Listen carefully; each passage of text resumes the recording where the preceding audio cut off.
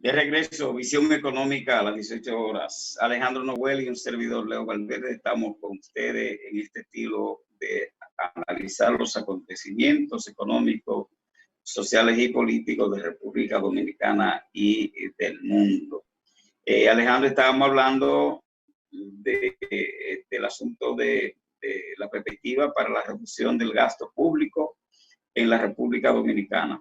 De verdad que si bien el presupuesto nacional se compone de dos partidas, ingresos y gastos, ¿verdad? Y el efecto del gasto es lo que hay que cuestionar. Por eso nosotros siempre cuando hablamos de reformas fiscales, estamos hablando de reformas integrales, que no solamente buscar nuevas fuentes de captación de los ingresos, sino una modalidad de revisar la estructura del gasto público.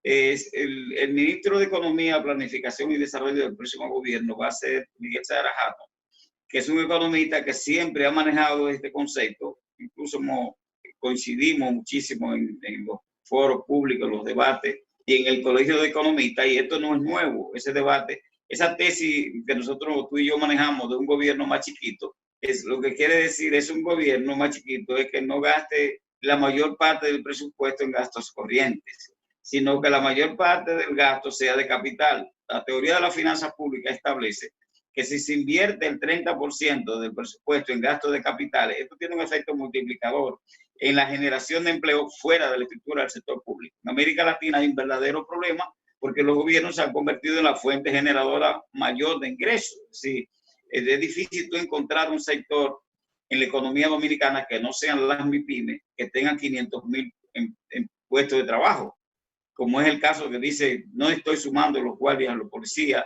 y los militares en ese monto que estoy dando, y ese monto lo estoy dando por lo que dice el Ministerio de Administración Pública, que en el último informe establece que más o menos son 500,000, pero ahí le están sumados las fuerzas catrenses, entonces vamos a ver cuántos son. Y no voy a hablar de los calieses, que también son una cantidad extraordinaria, que por algún lado le sale la borona, y no lo digo en términos despectivos, lo digo porque es una categoría que ya es sociológica en América Latina, la construcción de un aparato de seguridad o de información paralela, ¿no?, a los organismos de seguridad del Estado. Entonces, cuando hablamos de un gobierno más chiquito, lo que estamos hablando es de una visión de la inversión de los recursos que recaudan a través de los impuestos para bien administrarlo y bien invertirlo. Y entonces de ahí es que puede salir. No me preocupa la cantidad de gente que va a salir porque van a entrar otros. Y entonces no es un problema de quítate tú para ponerme yo. Es un problema de la eficiencia del gasto público. Y estoy seguro que con el rol que va a desempeñar Miki Seara en el gobierno, en esa parte, va a hacer una gran incidencia, y yo sé que le van a hacer caso porque Miki tiene más de 20 años. En más de 20 años, te lo digo que lo conozco y he estado junto con él en eso, planteando la necesidad de eficientizar el gasto público. Pero no va a ser de una manera populista ni de una manera muy alegre que vamos a hablar de reestructurar el gasto. Eso va a ser un proceso dialéctico, un proceso técnico, profesional, que debe llevarse a cabo, y si se quiere que sea sostenible.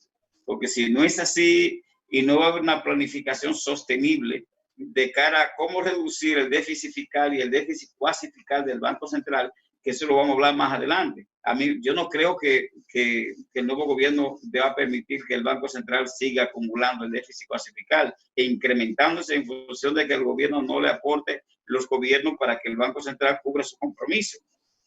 ¿Cuál es la nueva política monetaria y financiera que va a asumir el Banco Central respecto a no ir acumulando déficit?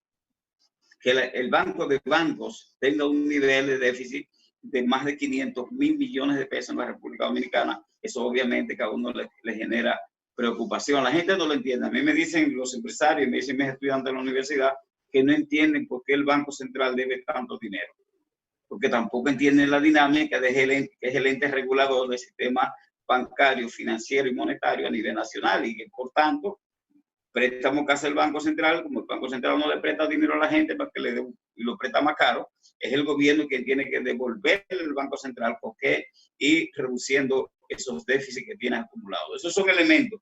No sé si a los televidentes nuestros les interesan estos temas, Alejandro, pero ese es el tema Y ahí es que está el nudo, el cuello de botella está en resolver esos problemas para que entonces tengamos dinero.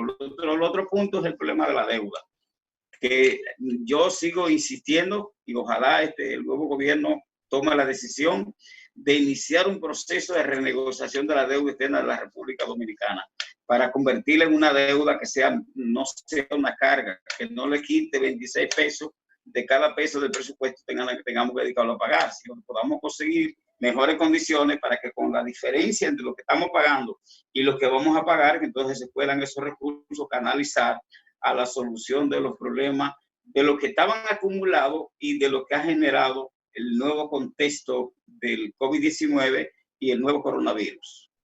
Sí, en este sentido también el nuevo gobierno con el presidente electo Luis Abinader a la cabeza ha hablado muy claro de que va a fusionar las EDES. Para aquellos que trabajamos en el pacto eléctrico, una de las principales medidas que estaba en el pacto eléctrico era fusionar las EDES. Primero, que el nombramiento de esa persona que va a administrar las EDES, que van a ser una sola hora, primero va a tener un solo consejo directivo. Ahí habían personas que en su vida habían visto un cable eléctrico o tienen negocios. Sin embargo, estaban dentro de esos 3 consejos. Aparte de eso, el problema nuestro es que las EDES tienen ahora mismo con la vicepresidencia de la CDE, que por la ley general ¿cómo se llama? De energía. De energía, pasa al Ministerio de Energía y Minas. Y por lo tanto, ustedes saben que cuando se nombraba al director de la CDE era como un ministro. O sea, lo nombraban cuando nombraban los ministros al comenzar las gestiones y ahora ya no va a ser así.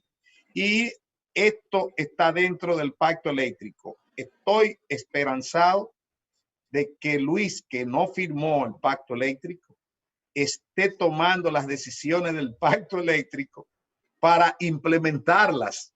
Antes de tomar el gobierno, ya está anunciándola que va a hacerlo.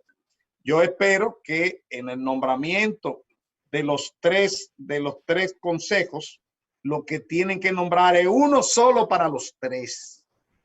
Porque si nombran a cada uno de los incumbentes en Edenorte, Edesur y Edeste, lo que vamos a tener es un pleito después para ver quién es que se queda con la administración. Así es que... Mira, Alejandro, tú eres una persona que desde el punto de vista de la sociedad civil y del sector empresarial de MIPYME ha hecho muchos aportes y está vinculado. Yo soy un economista que he hecho mucho esfuerzo en la parte microeconómica, pero ahora mismo yo no estoy focalizado en lo micro, yo estoy focalizado en la macro, porque las decisiones que va a tener que tomar el nuevo gobierno son de carácter macroeconómico para entonces poder cambiar la relación entre la micro y la macro. El desencuentro que se habla en los análisis políticos que se hacen ahora, que debieron hacerse antes de las elecciones, los analistas del PLD debieron hacerlo antes de las elecciones, el desencuentro. Tú y yo lo hablamos, si no hay una armonía entre el crecimiento económico de la República Dominicana y la base microeconómica de la sociedad. Hay un desencuentro hasta que la gente por fin dijo, ¿cuándo es que nosotros vamos a aprovechar ese crecimiento económico?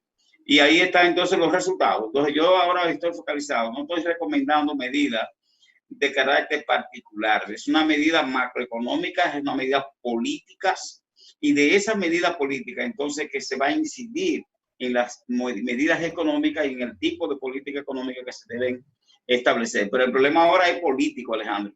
El problema es de salud, el problema es social, el problema es político y luego el problema es económico.